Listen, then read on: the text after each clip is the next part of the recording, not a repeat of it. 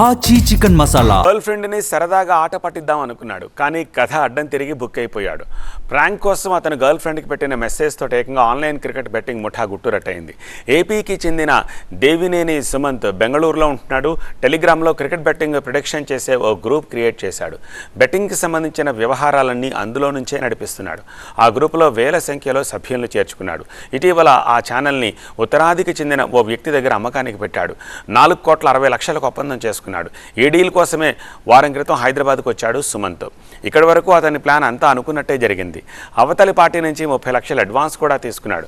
ఖుషీగా friend Manoj ఫ్లాట్కి వెళ్ళాడు. మరో స్నేహితుడు గౌతమ్తో కలిసి పార్టీ చేసుకున్నాడు. ముగ్గురు అక్కడ ఫుల్ జోష్లో ఉండగా గర్ల్ ఫ్రెండ్కి సుమంత్ చేసిన ఒక మెసేజ్ తోటి మొత్తం కథ అడ్డం తిరిగింది. బెంగళూరు ఎప్పుడు తిరిగి వస్తున్నామని అడిగిన ఆమెకు తనను ఎవరో కిడ్నాప్ చేశారని ప్రాంక్ చేశాడు. తాను కేపీహెచ్పీలోని ఇండి వన్ సిటీలో బంధించారని చెప్పాడు.